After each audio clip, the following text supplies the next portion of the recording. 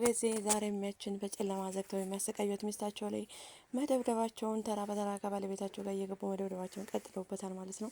ታዳም ገብተውም በቡጤም ሲመቷት ነበር ማለት ነው። በሌላ በኩል ትሁት ቁልፍ ጠፍቶባት ማለት ነው። እንግዲህ ባለፈው ክፍል እንዳየነው ትሁት እዛ ክላስ እያለች ወይኔ ልጅን ድምጽ ሰማሁት ስትልም ልጁም ደግሞ የእናቴን ድምጽ ሰማሁት እያለም ስለነበረ ትሁት በድንጋጤ በሩን ቆልፋ ወጥታ ነበረ። ታዳ አቶ ገዜም ወደ ክላስ ልግባና ልያት ሲል አይ አሁን ልጇ እያለ እዚህ አትግባ፣ ስለዚህ እናንተኛ በማለትም ቤት ይዛው ተኝታ ነበረ። በዛ ምክንያት ነበር ትሁት ሳይደርሱባት ያመለጠችው ማለት ነው። ታዲያን ጊዜ ቁልፉን ይዛ መኝታ ክላሷ ገብታ ነበር ትሁት ማለት ነው። ታዲያ መኝታ ክላሷ እንደገባችም ጧት ተነስታ ወደ ስራ ስትሄድ ቁልፉን ሳታነሳው ቤቴ የትሁት መኝታ ክላስ ቁልፉን አግኝታው ነበር እና ትልቅ ጥርጣሬ ፈጥሮባቸው ይገኛል። ሰላም ጤና ይስጥልኝ ውድና የተከበራችሁ የቻናል ቤተሰቦች በያላችሁበት ዓለም ዳርቻ ሰላማችሁ በዘት ተረፍ ይበል። ለዚህ ቻናል አዲስ ሆናችሁ ላይክ፣ ሰብስክራይብ፣ ሼር እያደረጋችሁ ቤተሰብ እንድትሆኑ በአክብሮት እጠይቃለሁ።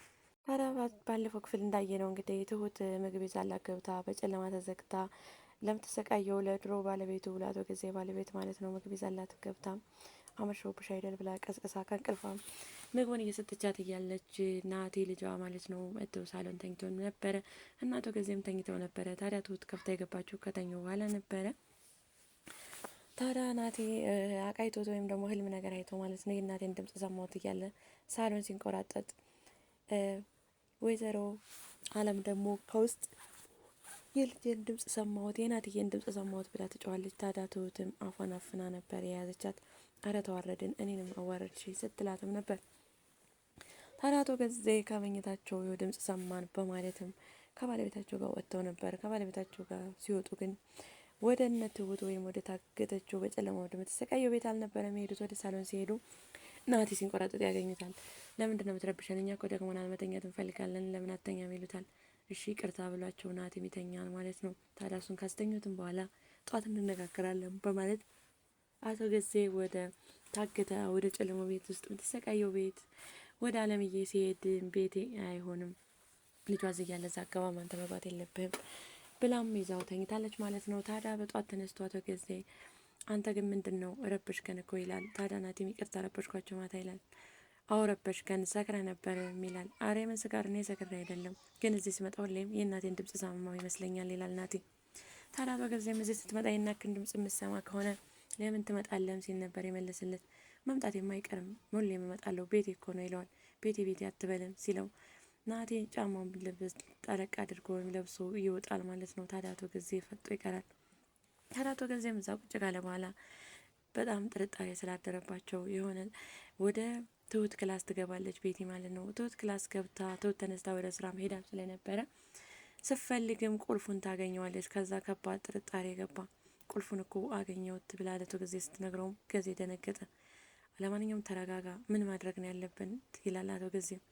ይችንማ ማጥፋት ነው ያለብን እያለም ነበር ገዜ። ታዲያ ተነስቶ ወደ ስራ ይሄዳል።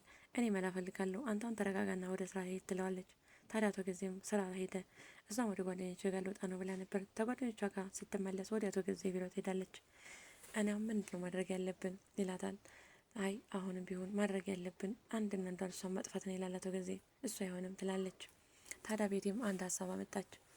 አሁን እኔ በደንብ እከታተላታለሁ፣ እርግጠኛ ገብታለች አልገባች የሚለው ማጣራት አለብን። ታዲያ ትሁት መግባቷን እዛ ቤት መግባቷን በደንብ ካጣራን በኋላና ከደረስንባት በኋላ ወደ ቤተሰቦቿ ጋር ጥየቃ ስትሄድ በዛው እንድትቀር በዛው እንድትደፋ እናደርጋታለን ትለዋለች።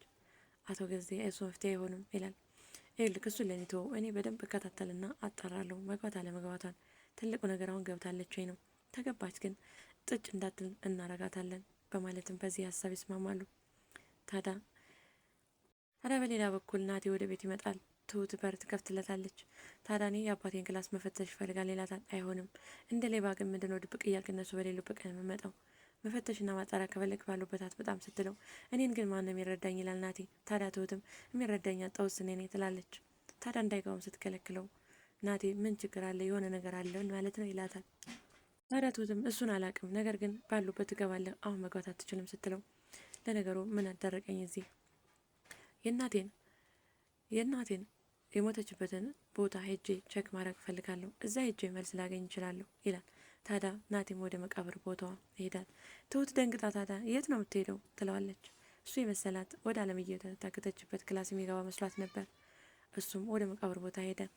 ታዲያ ቤቲና ናቲ መንገድ ላይ ይገናኛሉ። መንገድ ላይ ሲገናኙ እኔ ግን እናቴ ምን ሆና ነው የሞተችው ይላታል።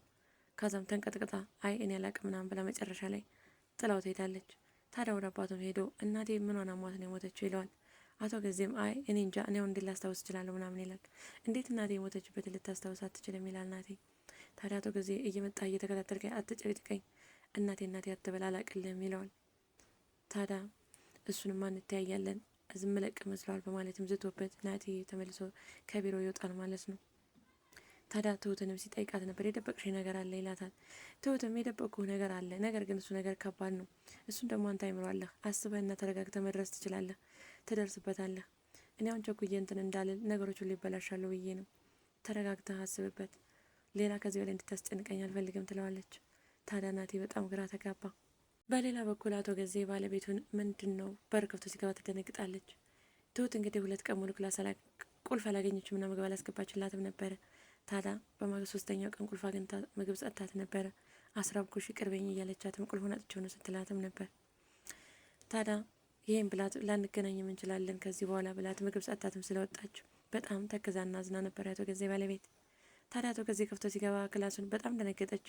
ምን ያስደነግጥሻል ስላት የሰራው ስራ ነው ትላለች። ታዲያ ለሰራሽው ስራ ይቅርታ ስትትልም ሁሌ የጥፋት እያጠፋሽ ይቅርታ እንድትይኝ አልፈልግም። ምን አስጮሽ? ለምንስ ትጮያለሽ?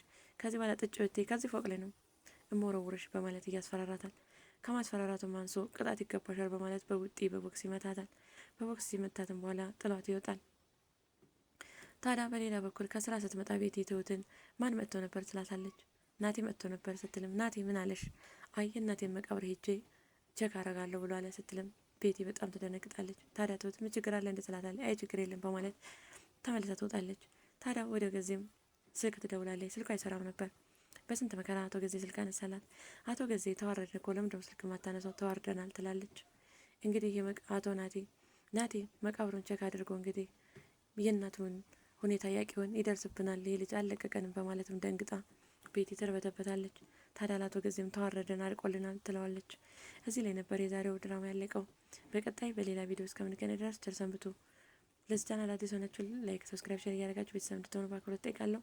ባይ ባይ።